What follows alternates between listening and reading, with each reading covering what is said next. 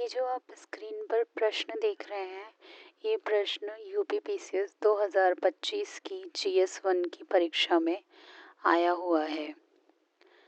और ये जो टॉपिक है, ये हमारी श्रृंखला 150 दिन 150 टॉपिक के अंतर्गत ये पहला टॉपिक है सस्टेनेबल गोल्स को लेकर। तो इसके बारे में मैं आपको आगे बताना चाहूँगी। नंबर 1, नो पॉवर्टी, गरीबी के हर रूप को ख़त्म कर देना, क्योंकि गरीबी ख़त्म होगी उसके बाद ही आगे के गोल्स अचीव किए जा सकते हैं।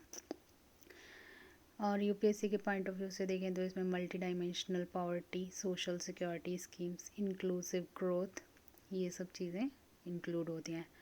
सस्टेनेबल डेवलपमेंट गोल नंबर 2, जब गरीबी ख़त्म हो जाएगी तो फिर जो भूख है वो भी ख़त्म हो गई। इसका अर्थ है ज़ीरो हंगर। यही सस्टेनेबल डेवलपमेंट गोल नंबर 2 है।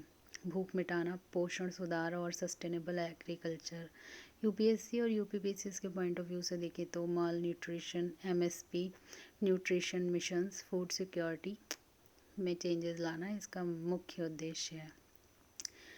Sustainable development goal number 3, good health and well being, सबको health care service, maternal child health, disease reduction, ये इसके प्रमुख उद्देश्य हैं। यूपीएससी के पॉइंट ऑफ व्यू से देखें तो SDG indicators plus universal health और गवर्नमेंट हेल्थ स्कीम पर ध्यान देने से इस लक्ष्य की प्राप्ति हो सकेगी।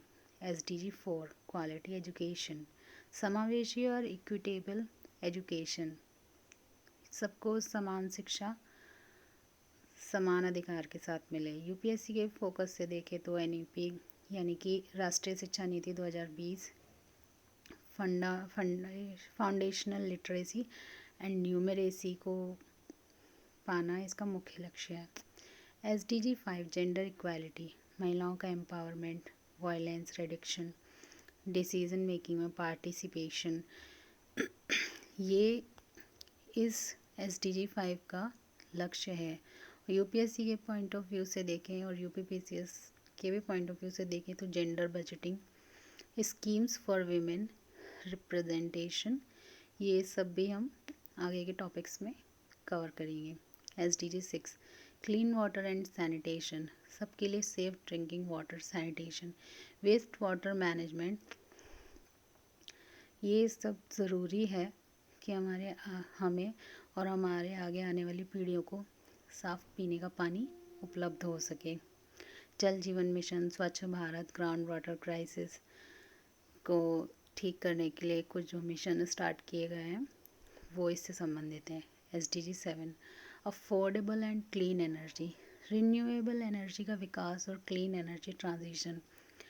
क्लीन एनर्जी से मतलब है जो कि मान लीजिए कि पानी से जो बिजली बनती है, जो बिजली पवन चक्कियों से बन रही है, विंड एनर्जी, ये सब क्लीन एनर्जी में आते हैं। सोलर एनर्जी क्लीन एनर्जी में आती है।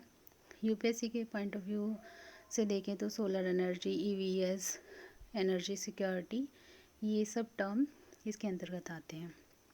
SDG 8, decent work and economic growth, sustainable economic growth, employment generation, labour rights.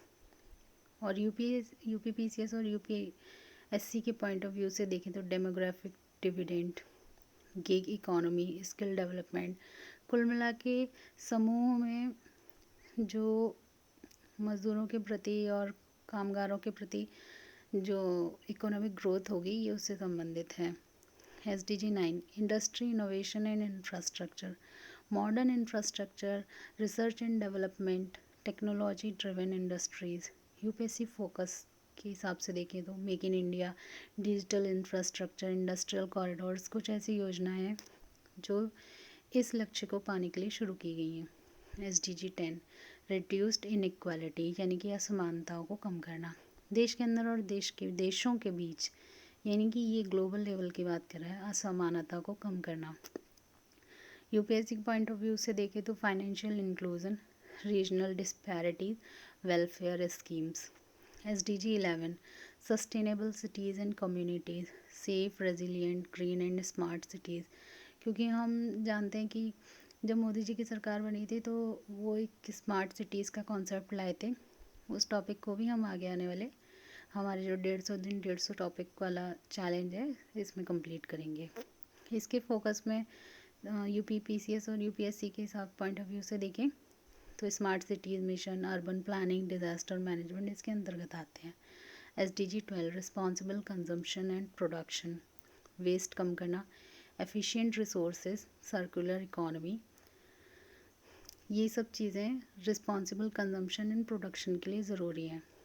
Solid waste management, E waste, sustainable behaviour को लेके काम करना यूपीएससी और यूपीपीसीएस के पॉइंट ऑफ व्यू से देखना इम्पॉर्टेंट है। SDG 13 climate action, climate change से लड़ना और अडेप्टेशन, मिटिगेशन स्ट्रैटेजी।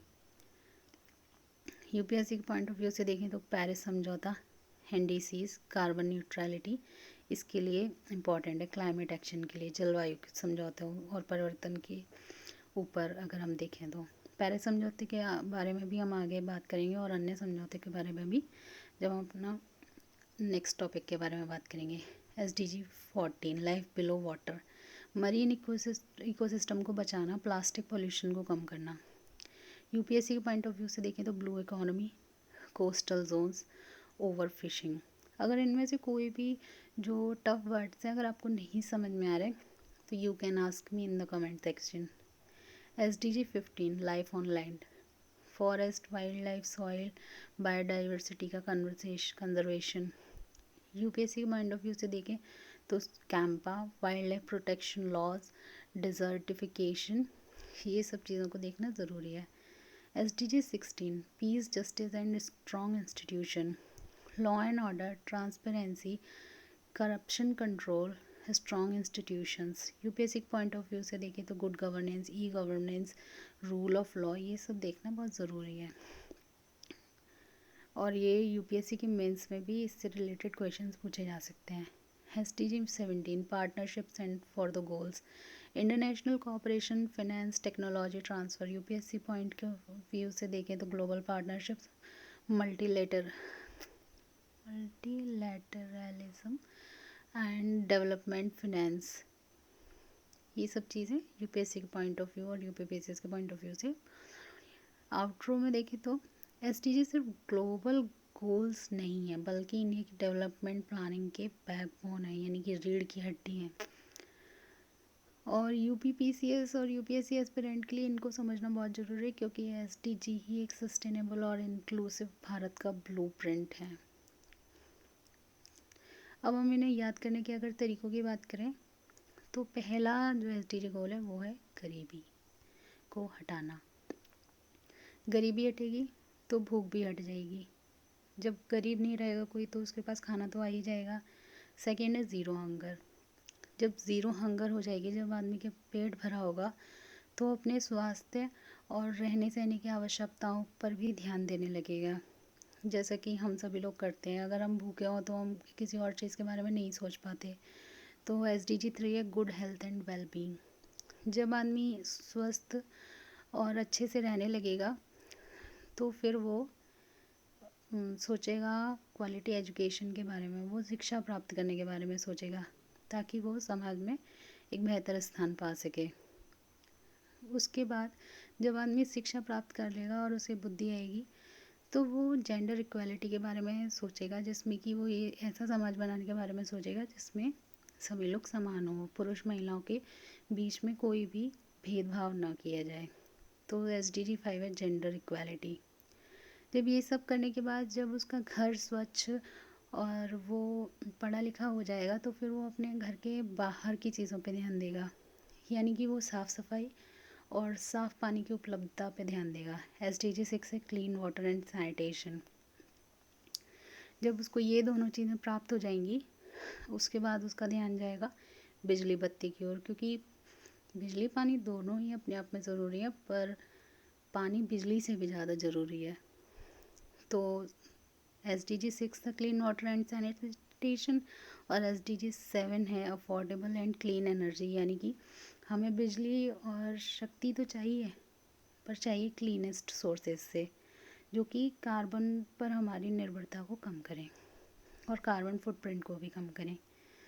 जब ये सब चीज़ें हो जाएंगी उसके बाद आदमी को लगता है कि अब मुझे अपनी इकोनॉमिक ग्रोथ के लिए काम करना चाहिए, जिससे कि उसको कार्य करने का अधिकार मिले, एक गर्मापूर्ण कार्य करने का अधिकार जो कि संविधान में भी हमें दिया गया है, और इकोनॉमिक ग्रोथ भी हो उसकी। तो SDG 8 है decent work and economic growth. SDG 9 है इंडस्ट्री, इनोवेशन एंड इंफ्रास्ट्रक्चर। जब आदमी काम करने का अधिकार पाएगा और इकोनॉमिक ग्रोथ होगी तो फिर वो उद्योग धंधे भी लगाएगा, दुकानें भी खोलेगा और भी नए नए तरीक़ों से धनोपार्जन करने के साधन खोजेगा। जब वो ये सब खोज लेगा, उसके बाद जब एक आर्थिक समृद्धि आएगी तो फिर लोगों के बीच में जो गरीब अमीर की खाई है वो भी धीरे धीरे कम होगी। हाँ, पूरी तरह से तो नहीं ख़त्म होगी, पर धीरे धीरे कुछ हद तक कुछ वर्ग बन जाएंगे, जैसे निम्न वर्ग, मध्यम वर्ग, उच्च वर्ग। तो उन वर्गों में जो लोग हैं उनके बीच की जो इनइक्वालिटीज़ हैं, जो असमानताएँ हैं, वो दूर होंगी। तो SDG 10 है रिड्यूस्ड इनइक्वालिटीज़। और ये चीज़ें सिर्फ एक देश के ऊपर नहीं, बल्कि देशों के समूह या फिर पूरी दुनिया में जो भी 7 महाद्वीप हैं उनमें जो देश हैं उनके ऊपर भी निर्भर करती है। मान लीजिए कि अफ्रीका महाद्वीप में उतनी ज़्यादा समृद्धि नहीं है, पर यूरोप महाद्वीप में है। वहाँ पे पर कैपिटा इनकम और वहाँ की पर कैपिटा इनकम में काफ़ी फ़र्क है। तो उस इनइक्वालिटी को भी कम करने की कोशिश इसी के अंतर्गत की जाती रहेगी। SDG 11 sustainable cities and communities. जब आदमी की इनइक्वालिटीज़ कम होंगी तो फिर जब वो अपनी सोसाइटी से बाहर देखेगा तो फिर वो शहर के निर्माणों के ऊपर काम करेगा और सोसाइटी को भी बनाएगा। तो यही है 11वां sustainable development goal, sustainable cities and communities. SDG 12 है रिस्पॉन्सिबल कंजम्पशन एंड प्रोडक्शन। अब जब आपने इतना सब कुछ बना लिया है तो उसके उपभोग के तरीके और समय भी तो आपको निर्धारित करना होगा। तो SDG 12 ही ये है, responsible consumption and production. SDG 13 climate action. जब आप ऊर्जा को और पानी को उपभोग करने के और बर्बाद करने के दोनों ही तरीक़ों को अपना रहे हैं, जैसे कि कई जगह कुछ चीज़ें बर्बाद भी हो रही हैं, कुछ जगह सही उपयोग भी हो रहा है, तो उससे हमारी जलवायु पे प्रभाव पड़ता है। तो उस प्रभाव को ही दृष्टिगत करने के लिए जो SDG गोल 13 है वो है क्लाइमेट एक्शन।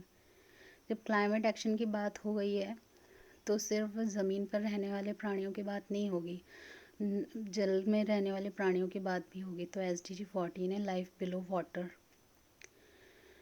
जब लाइफ बिलो वाटर की बात होगी तो लाइफ ऑन लैंड की भी अलग से बात कर लेते हैं। तो SDG 15 है लाइफ ऑन लैंड, जिसमें जंगलों, जंगली जीवों, मिट्टी और जैव विविधताओं का हम लोग वर्णन कर सकते हैं। SDG 16 है peace, justice and strong institution. जब आप